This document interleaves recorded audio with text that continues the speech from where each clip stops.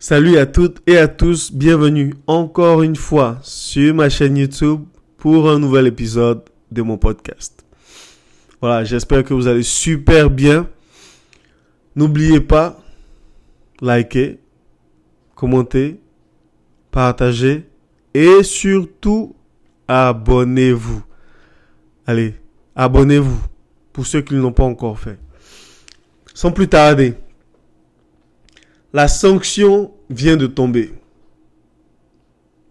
Dillon Brooks, l'ailier fort des Grizzlies de Memphis, ne disputera pas le Game 3 des demi-finales de conférence face aux Golden State Warriors. Voilà, Dillon Brooks vient de se faire suspendre par la NBA pour ce Game 3 à la suite de son éjection lors du deuxième match des playoffs. Pour le petit rappel, Gary Payton Jr. en contre-attaque s'élance. Gary Payton Jr. va au contre. Il manque la balle et au passage, il effleure Gary Payton Jr. à la tête qui redescend un peu maladroitement sur sa main gauche et se fracture le coude. Un accident. Je dirais parce que Dillon Brooks n'est pas un dirty player. Et de loin, ce n'est pas un dirty player. C'est un joueur qui est très dur en défense. C'est un joueur qui est costaud. C'est un trash talker. Mais c'est pas un dirty player. Son action n'était pas intentionnelle. Donc de là, à le sanctionner pour un match, sachant que c'était pas une action volontaire, je pense que c'est un peu sévère, c'est un peu poussé. Mais je comprends la NBA qui a voulu lancer un message à tous ces dirty players. Et quand on dit dirty player, la première personne qui me vient à l'esprit, c'est Draymond Green, qui, si on se souvient, il y a pas si longtemps que ça, lors du premier game, s'est fait aussi expulser pour une action assez sauvage, je dirais, à l'encontre de Brandon Clark. Draymond Green a carrément porté une gifle à Brandon Clark et après, il a tiré par le maillot vers le bas. Cela aurait pu être désastreux. Je pense que ça, c'était une action volontaire. C'était une action qui méritait la faute flagrante catégorie 2. Mais qui soyons clairs, ne méritait pas une suspension. Dans le cadre de l'action de Dillon Brooks, ce n'était pas une action volontaire.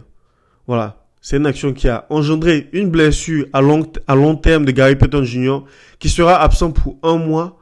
Voilà, dû à cette fracture. Mais je pense qu'on pourrait qualifier cela d'un accident. Je pense que la NBA a juste voulu montrer l'exemple pour dire à tous ces dirty players de se calmer. On veut voir du beau jeu, on veut voir de belles actions. Et on veut pas voir des joueurs en train de se blesser pour des fautes malencontreuses, je dirais. La question qui se pose, à qui profite cette absence? Aux Warriors ou aux Grizzlies? J'ai ma petite idée là-dessus. Pour les Warriors, c'est une aubaine de voir Dillon Brooks out of the game. C'est une aubaine pour lui. C'est une aubaine pour les Warriors parce que Dillon Brooks est le défenseur, le premier défenseur, le défenseur primaire sur Steph Curry. C'est celui-là même qui suit Steph Curry partout sur le terrain. Et on sent un peu l'importance de Dillon Brooks sur le game. Voilà, il pèse beaucoup sur le jeu de Steph Curry. Il a du size, il a du gabarit et il empêche Steph Curry de nous sortir des games à 40 points ou bien de claquer des tirs à 3 points à tout bout de champ. Voilà, il défend très bien. Dillon Brooks c'est un très bon défenseur. Et voilà, il a ce côté agressif, c'est un trash talker, c'est quelqu'un qui n'a pas peur, c'est quelqu'un qui est un peu comme Draymond Green qui apporte une edge à cette équipe des Grizzlies. Donc voilà, c'est une très bonne aubaine pour cette équipe des Warriors qui ainsi évite d'avoir un très bon défenseur sur le dos de Steph tout au long de la rencontre. Les Warriors devraient être contents, vous pensez? Je pense pas. D'un autre côté, on a l'impact que cela aura sur cette équipe des Grizzlies. J'ai une opinion personnelle. Je pense que il y a un problème de leadership en attaque depuis le retour de Dillon Brooks. Pour le petit rappel, il était absent des parquets pendant une durée prolongée.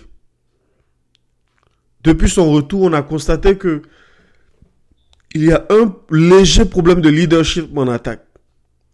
On a l'impression que, voilà, Dillon Brooks souvent veut s'imposer comme le leader en attaque. Il était le leader en attaque il y a l'année passée, il y a de cela 2 saisons. Mais c'est plus le cas avec l'émergence de Ja Morant. Ja Morant qui est époustouflant. Voilà, il est le sujet de ma prochaine vidéo déjà. Donc, j'espère que vous avez tous tuné pour ma prochaine vidéo sur Ja Morant. Donc voilà, il y a un souci de leadership entre ces deux. Un léger souci de leadership. Je pense que ils ont un groupe qui est très homogène. Mais en attaque, voilà, on sent souvent que Dillon Brooks veut prendre le dessus et Ja Morant est obligé de se mettre un peu en arrière. Et donc, ce qu'on a constaté lors du deuxième match, c'est que avec l'absence de Dillon Brooks, Ja Morant a pu se libérer. Il a pu prendre les choses en main et il a pu s'exprimer sur le game. Et je pense que c'est ce qui sera l'avantage des Grizzlies lors de cette rencontre du Game 3, qui sera très important pour la suite de la série. Celui qui remportera ce Game 3 aura, selon moi, 60%, plus de 60% de chances de remporter le reste de la série. Voilà, c'est mon avis personnel. Dites-moi ce que vous en pensez. La NBA pensez-vous que la NBA a été trop dure en suspendant Dillon Brooks? Et quel sera l'impact de cette absence sur ce Game 3? Allez, à très bientôt pour une prochaine vidéo. Et n'oubliez pas, likez, commentez, partagez et surtout, abonnez-vous. Allez, ciao.